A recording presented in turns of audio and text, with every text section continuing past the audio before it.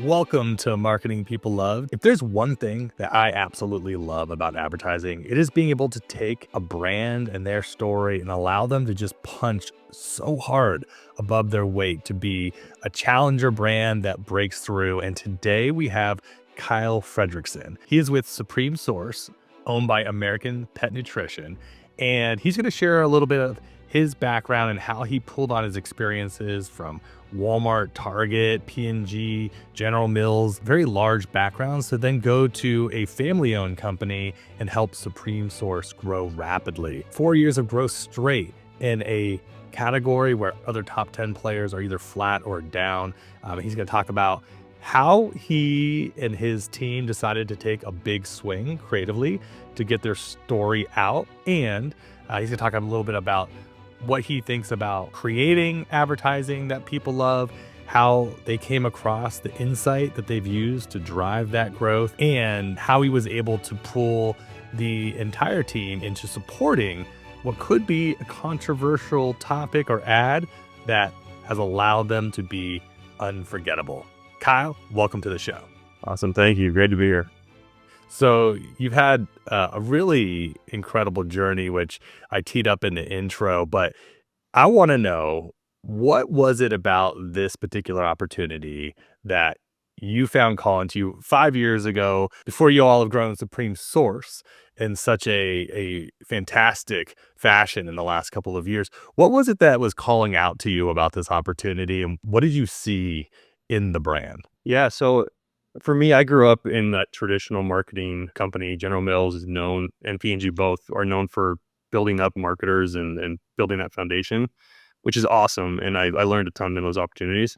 But I wanted, the thing that they don't always have there is the autonomy and the ability to just go own a brand and really truly do it. Like when I worked on Cheerios, you couldn't make a decision without the CEO getting involved. And so I wanted that autonomy. I wanted the ability to, I want to own this brand. I want to take it by the reins and really see what we can do with it. And when I came on 5 years ago, our brand was not doing super well. Like we were seeing declines in the double digits. But when I looked at the product, when I looked at the opportunity there, it was just really clear to me, hey, this is a brand we can grow. If you think of the 4 Ps, the product was already in a good spot. It just needed the other factors to boost it. Ideal pricing and promotion and all those things that we talk about in those foundations. What's the 4th P, in case anyone out there is wondering? The place, yeah. There we go. Distribution. And so we had actually decent distribution. We could grow it obviously, but it was really those two, like price and promotion, or how do we get our word out there, that we just hadn't done. We're a small family-owned company, so there wasn't a ton of budget to really drive that message, especially about why we were different and why people should care. And I just felt like there was a ton of opportunity there to just finally do that, to just start talking to people. We had seen success with just on shelf and kind of the pricing dynamic with TPRs and things like that, but like consumers didn't know who we were. Our awareness was just super low. But again, we had a really solid product that had awesome reviews that people loved. We just needed to tell more people about it. And so that for me was like I'm going to take a risk here and go to this really pretty small company, especially comparatively to like a General Mills, which is what, $15 billion company, tens of $1 million company kind of thing. Like that's, yeah. But again, I wanted that opportunity to really prove myself too as a marketer. And I really felt like the potential or the runway for this brand was really endless. Yeah, well, so far, the momentum has been there. And, something that I see a lot online actually floating around is this idea that, if the product's good, that's enough, right? If you have product market fit, that's enough. And look, it'll get you so far, but the reality is, over and over again, and we know this, it is story market fit, right? So it's like, how do we get our story out there? How do we get people to understand how we're differentiated when we are on shelf next to a bunch of options? There are pricing components to that, but I mean, Supreme Source is not cheap, right? So it's not winning because it's affordable. It's winning. I mean, I'm not saying it's not affordable, but it's not the cheapest, right? The value proposition has to be there, right? Like exactly to justify And so, whatever price point you're asking, right? And so I actually have a two-tiered question here. The first is a lot of brands find themselves in the place that you were describing, whether they are plateaued or seeing slight, decline, or maybe they are growing, but they feel like they're watching their competitors grow much more quickly around them. You had the intuition to invest in the storytelling, and it can be hard sometimes to quantify that, especially in the super short term. What was it that gave not only yourself, but your team, your family owned company as a whole, the confidence to go and try something? And let's just start there. Cause I think a lot of people are like, yeah, I'd totally invest in advertising for myself if I knew it worked. And it's like, you won't know if it worked until you try it. And it's a bit of a chicken or egg. So what went through the decision making process to start investing in the storytelling behind the brand? No, and it's a great question. And really it comes down to why I love brand management and like marketing in general. Like you have to take kind of the face off of that and really dig deep and say, okay, for me at least, it was, what is the job my product is doing? So you go back to like Clay Christensen, famous Harvard professor. He had this idea that he pushed really hard that I really resonated with me, of the job to be done theory. And so I looked at that and was like, what is my job here? What is the job that Supreme Source is doing? Or in Clay Christensen's words, what are we being hired to do? And there was two really main things. One was, we know people are having healthier dogs from our product. So they're hiring for that, not just to feed their dog. That's a face level about like job, but truly to provide their dogs nourishment and health and longevity, which ultimately has a whole bunch of other benefits of time with family and kid and all these memories. Like it gets way deeper than just that initial job state, but we knew healthier dogs. That was something.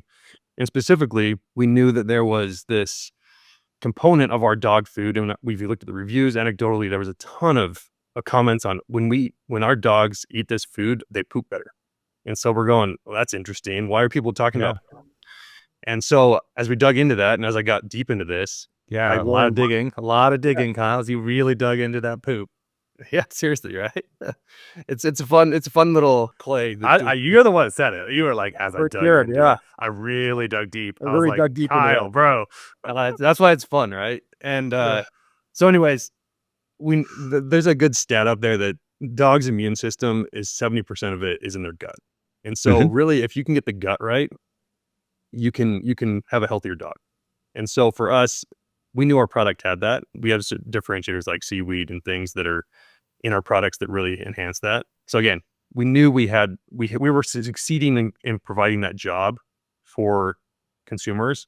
And so we had this idea, okay, poop is the indicator of their health. Okay, so how do we message that? How do we talk to this idea of like the best indicator that you have your dog's doing well is how is it looking in the backyard? Is it a nasty pile or is it like a solid poop? And it's a weird thing to talk about. And some people are really uncomfortable with that, but we're like, this is the real, how people are living this experience. So we got to figure out how do we communicate that in a good way. And the second thing, and that it was the second job essentially. So it was healthier dogs, but then it was like backyard cleanup. And so as a dog owner, you're like, it sucks when my dog's leaving piles of diarrhea everywhere. It smears on the lawn. It's a gross experience. It's not fun, right? And so we hear from people all the time, this is not happening with Supreme Source, like solid poops, healthier dogs. And we're like, okay, we got something here. That's why I say our product was really like, we had a product that worked. Right. But again, it was that messaging. And to your point or that question, we knew, okay, here's the job to be done now. We know our product's there. We know what kind of message. And so then it becomes, how do we now break through? How do we suddenly take this insight that we have and bring it to the masses? And I remember reading some of these stats, and you probably heard these before, but the average consumer sees like 10,000 ads a day.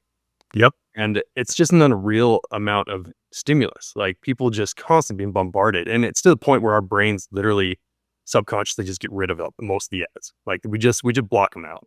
And we were, as I'm kind of breaking through, I'm like, how the heck are we going to do this? We don't have the budgets of our competitors, and all of our competitors are like Mars and General Mills and Purina, which is Nestle, and all these massive guys that have way more money than we're ever going to have. And how do we break through with that? And ultimately, Well, and to on top of that, that 10,000 ads today, it was like 1,000 ads a day back in like the 70s. So it's 10x what it used to be, and it's only going to get more, I would assume, over the years. So Yeah, I mean, I'm surprised right now I'm not seeing VR ads while we talk, you know? I mean, seriously, assuming yeah, I have like my VR goggle on, Boston you're gonna have a Seagull. little, Supreme Source ad going above your head.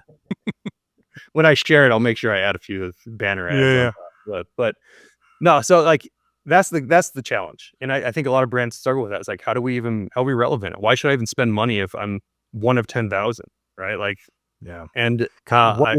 can I just say this is how we found each other because you know truly like I talk a lot about it. The term for what you're describing is your reticular activating system. It is literally you would go crazy if you remembered everything you saw. Like in my background right Well, now, for I have sure. some of the products you work with. If your brain like was intaking that and holding on to that information, you literally would go crazy. And so like it makes so much sense why when we collaborated together, one, you're one of the few clients that brought the insight forward. A lot of times that we have to do a lot of work to find that insight. You guys brought that insight. And then we were able to say, hey, how are we gonna do this in a way that is unforgettable? Like you may not even like the commercial, but you're not gonna forget the commercial easily. And that that is where people maybe are afraid to go. And so I'd love to ask you this question. A lot of brands may be afraid to go there, right? To take a big swing. I can't tell you how many times throughout the process it's like it may start that way and then it ends up petering out. How how did you guys build up or what is the internal culture on your side to go from like not really spending much on advertising to like let's take a big swing and just be unapologetically ourselves or something. You know, let's go out there and try to make a splash with our messaging. What is that culture and conversation like internally? How'd you get the green light? But more or less. Well, for sure. Well, Yeah. no, I can tell you, it was when I had this idea of like, okay, we're gonna talk about poop.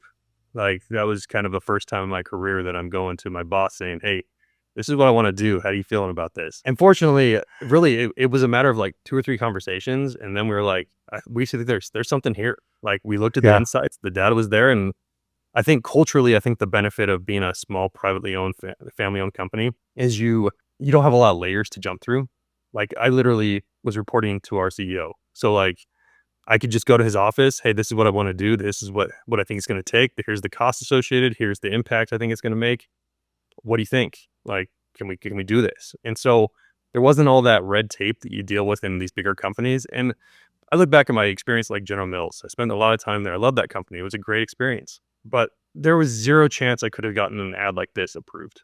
Like zero chance. They're just it would have gotten maybe one level above me and they would have been like, I can't pitch this to my boss. You kidding me? And then Right. the talk about the shareholders and the stockholders, what are they gonna say? They're gonna freak out and we're gonna all these reasons why not.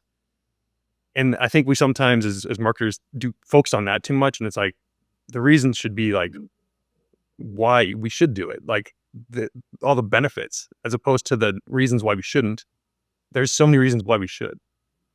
And so I think part of that's the culture. I think we have the right people in the right on seats on the bus. You go back to some of that HR stuff that we've all studied, right? But I think a lot of it is you empower people to bring ideas. You create a culture where, hey, you own this. Tell me what you want to do, and then our CEO Ryan Wilson has really allowed us to do that. Like bring what you feel like is best for the brand, and let's go. And Yeah. he's right there with it. He came to these shoots with us. Like he was there giving input and making sure that it was successful too. So that I think it starts with that culture, but then it's from there it's the buy-in, and then I think that leadership top down, really standing behind your people Yeah. to make sure that and just frankly stand behind them to be successful and do what they feel like is best for the brand. Yeah.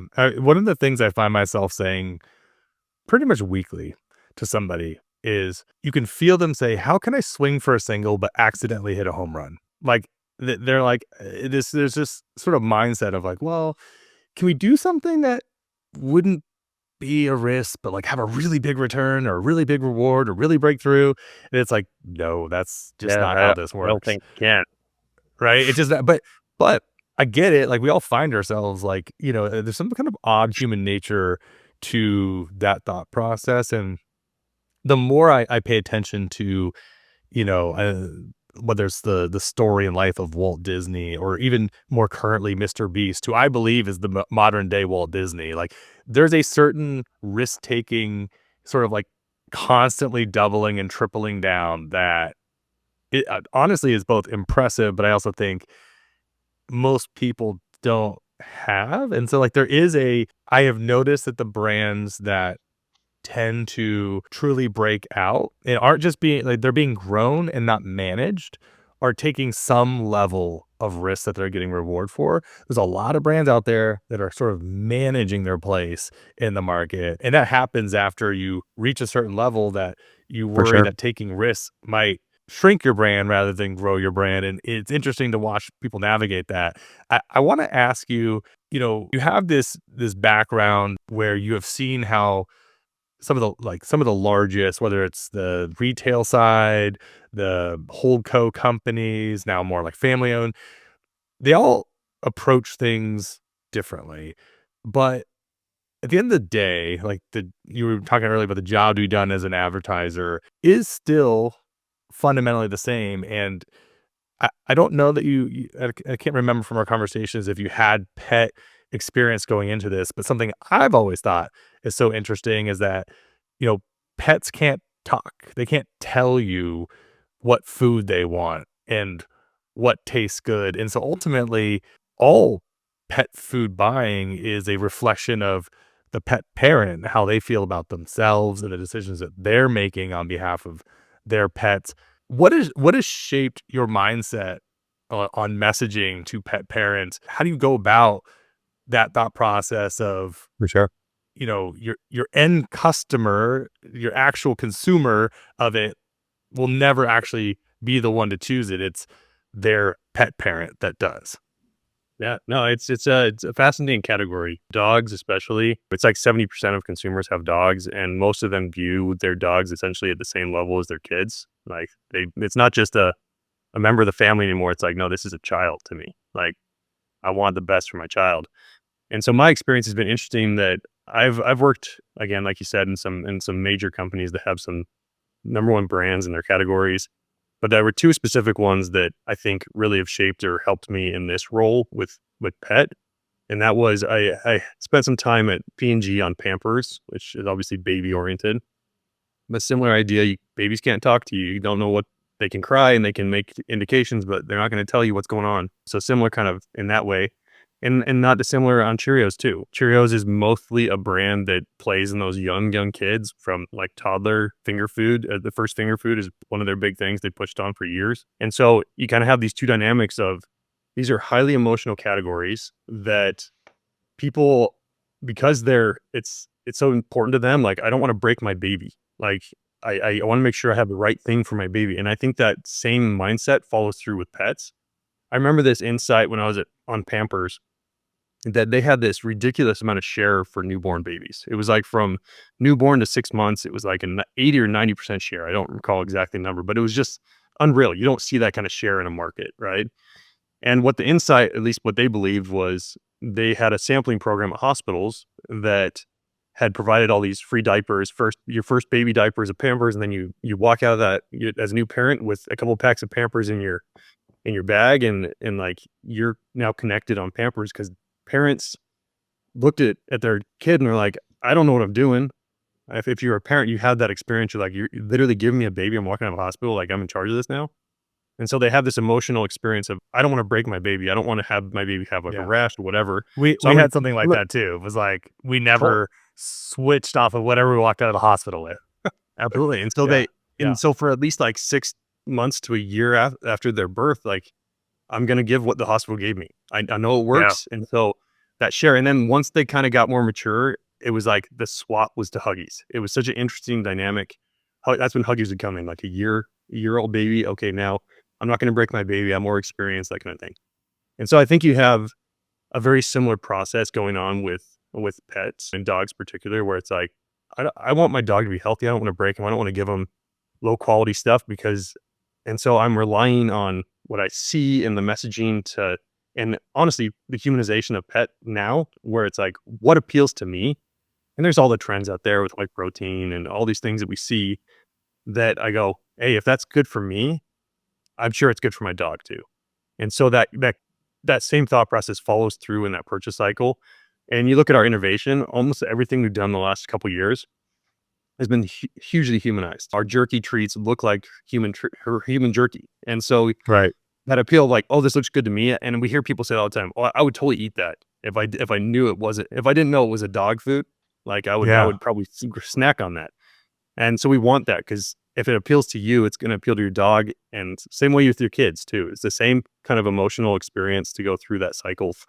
And so we see that in dog almost exclusively. Like you just it's highly emotional. I don't want to break my dog. I want to make sure they're healthy. I'm going to even spend more and sacrifice my own well-being sometimes for my dog. Like I'll eat That's why, McDonald's, but I'll get my dog a super premium dog food, you know? Kyle, every time we talk, it lights up my mind. I love the way when you were explaining that, it really got me thinking about, both as a parent and as a pet owner, the way that we do judge things based on like, what if I were basically, like, if I were an animal, like, would I want this product, is such a interesting thing. And the thing that pinged for me is I oftentimes will find myself telling somebody, you know, we are especially in the supplement space in general, we're very motivated by a couple of factors. It's like, if you can't sleep, if you're having trouble pooping, if you can't breathe, of course, if you're breaking out, like there's like 4 or 5 things that are like, they are very much like high top of mind triggers that, like, if you're having trouble sleeping, you'll do just about anything to solve it. If you're having trouble going to the bathroom, like, you'll like, it is on your mind, right?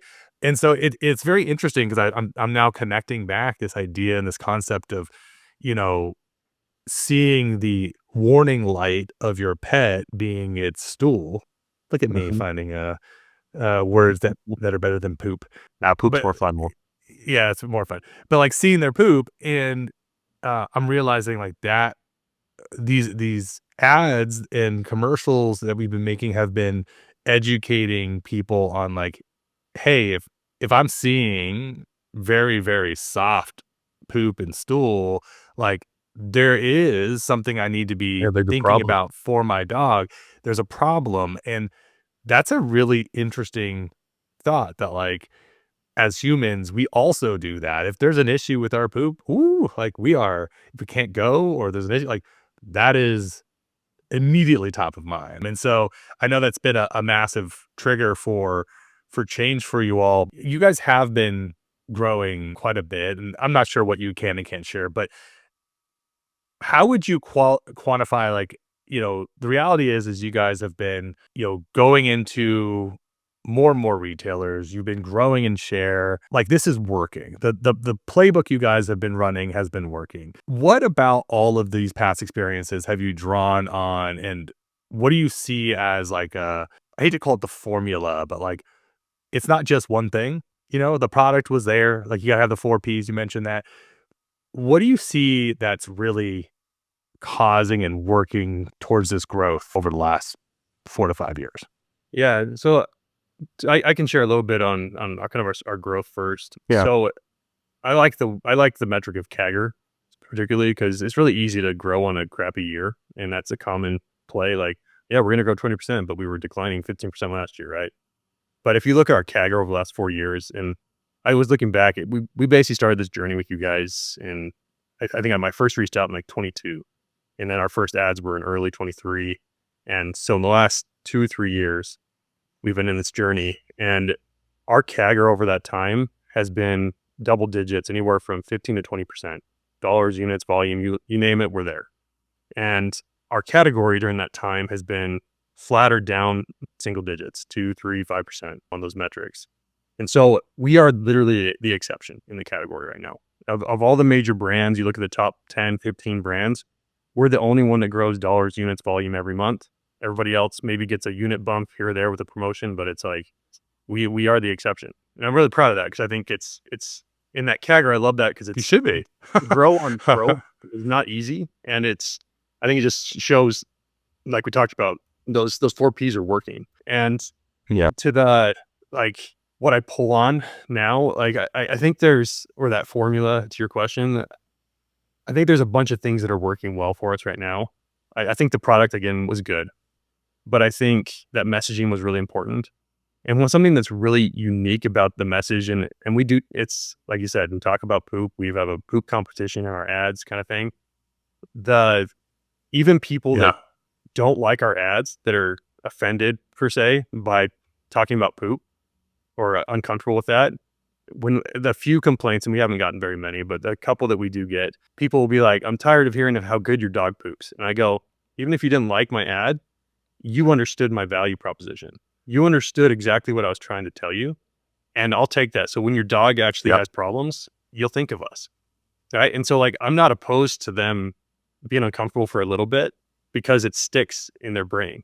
Right. And there was this Gardner study that, I'm going a little tangent here, but there's a Gardner study from a couple years ago. I can't wait to hear about. I want to hear about the Is it like an actual gardener, or gardener as in a like Gardner, like the okay research firm, yeah that talked about how, of all the ads we see in the world, the number one driver of success is entertainment or memorable. Like, if you can engage people in a meaningful way that stands out, that is the number one driver of success with ads.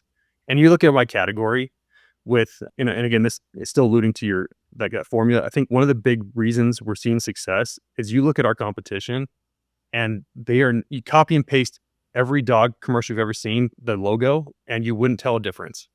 You're going to see a dog running through like a hallway or a yard, and they're going to say, "Oh, we're so healthy and so great.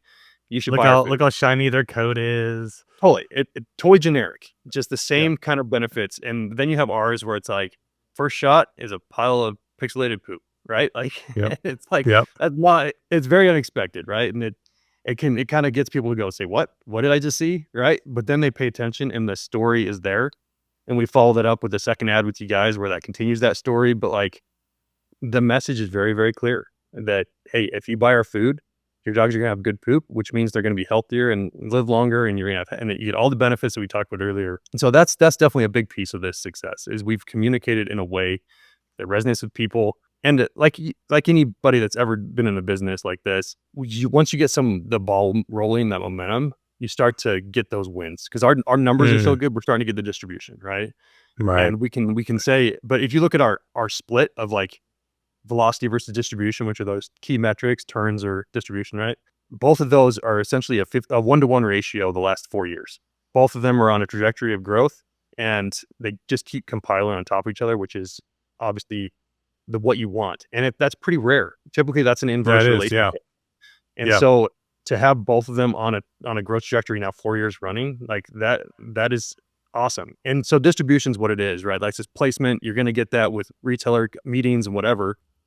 But that velocity is really interesting to me, because it's the other P's, right? So it's the message. And I think we're really well positioned on price. We're kind of recession proof. Like, you give us a good economy, bad economy, we're either going to trade people up from the kind of mainstream, or we're going to keep people in the premium, like a blue trade down, because they don't want to give up on their dog. They don't want to break their dog, but they don't want to pay as much. And so we have the quality level, and so they'll stay in the premium at our brand. And then our packaging is really simple, clear, ingredient focused. So it just reiterates that value proposition that we're talking about.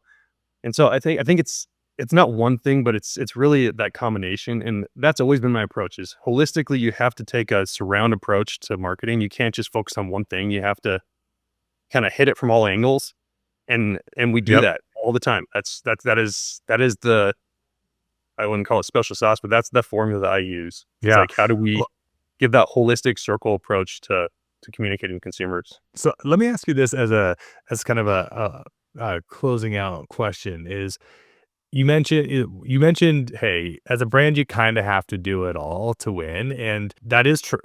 But I've also noticed you guys have been pretty focused, and what I mean by that is the number of times I know brands that are working with 3 agencies at a time on campaigns, or, the one department doesn't know what the other one's doing. I think when I look at our best brands that have like really, really, really grown, like, whether it's Dr. Squatch, Groons, Native, You All, Hello Panda. I mean, I can keep going, but it's like these brands that didn't just do like a one-off campaign, but were like, let's find an insight that works for us. Let's double down and then triple down. It's like, I guess what I'm trying to say is I feel like a lot of brands are very quick to chase something totally new rather than doubling down on something that's working. And I'd love to hear like your thought on that, because again, you didn't make the decision in year 2 to be like, we have to tell a totally different story. It was like, let's double down. And so would love to hear more about that. Yeah. So there's this belief in the industry, and I think the reason you see that is the turnover in these brand management positions, and you kind of have this feeling of, I got to prove myself. Like, Yeah. I'm in this new role, I'm in this new brand, and I saw that at General Mills all the time. Like, okay, this is my chance. I got to do something. And sometimes we get confused with this idea of doing something means you have to change something, and I think that's a mistake sometimes, and oftentimes it is. And I think of major brands over the years. Geico's a great one. They know their style and their voice, and it's always been pretty comedic. And they continually go back to that same kind of vibe, right? Totally. And there's sometimes you'll see a brand that's doing that, and they'll come in with something new, and what do you know, in a year or two, they're right back to where they were before. And because they built up an equity with these consumers of what their voice is and what their brand stands for. And I think if you're not careful, you can easily get away from that. And that's when you start to struggle again, is you got to understand you've built this whatever this message is, has resonated with your consumers. You have built this equity with them. So you can refresh that message in the sense of how it's portrayed, but the insight that what you stand for needs to be consistent throughout. And so for us, we've doubled down on digestion. Like, digestion health is what Supreme Source stands for. We back that up with things like seaweed claims and things that are in our product to really add credibility to that. But all of our messaging is going to be around digestion. That's what people have become to know us for. I would say we're becoming the leader in digestion in the at least the grocery and mass space, and that's what consumers are looking for. If I was to go out and say, oh, we're going to do a skin and coat recipe now, consumers wouldn't know what to do with that. They would be super confused and be like, well, why are you credible? Our credible source for that thing, when all you've ever done is these things, right? And so I really think it comes down to that piece of people are trying to prove themselves, and I think change is the only way to do that. And I think that's an easy place to fall into, but I think it's a major mistake that as an industry we do all too frequent. All right, that's what we have for you today. As always, it has been a pleasure to share this time with you. My name is Jacques Spitzer. This has been Marketing People Love. If you enjoyed today's episode, make sure to subscribe so you do not miss any episode with some of these incredible guests that are changing the way that advertising is done today.